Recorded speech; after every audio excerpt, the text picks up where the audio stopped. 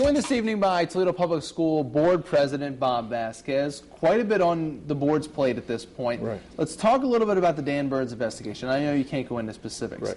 But in general, is it embarrassing for the board? Sure it is.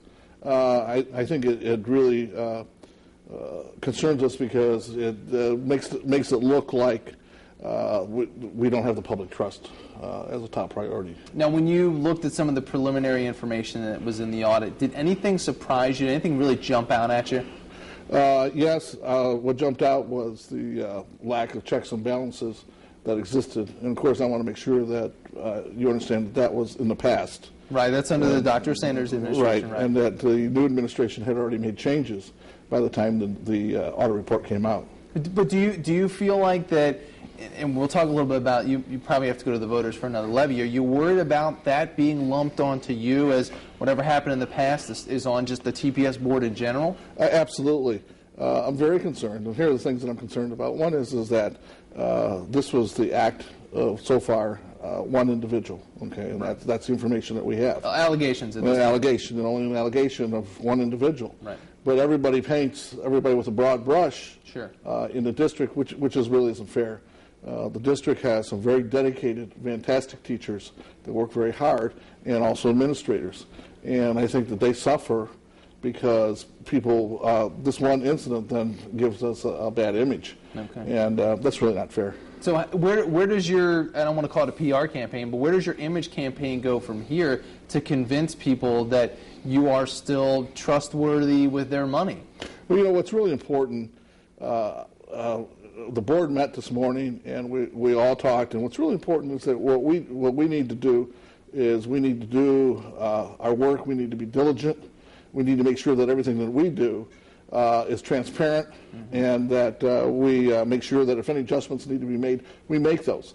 The best thing we think we can do is make sure that it doesn't happen again. Okay, and you can't ever say it'll never happen. Sure. When people are trying to commit crimes, they seem to find a way to be able to do that.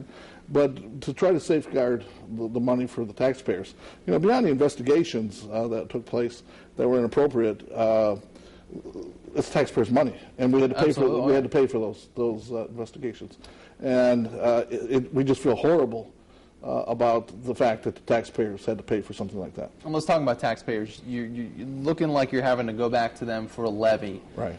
How do you pitch a levy to people after they look at that audit and they look at that investigation? You know, the only thing that we can do when you think about what the job responsibility is for a board member, the only thing that we can do is to be honest, open, and forthright. Okay.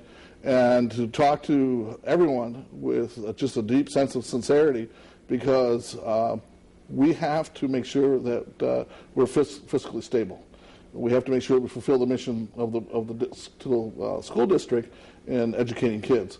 And if that means going for a levy, we have to do it. You know, one of the things is that this is difficult because of this particular incident, but it's also difficult because of the time in the economy.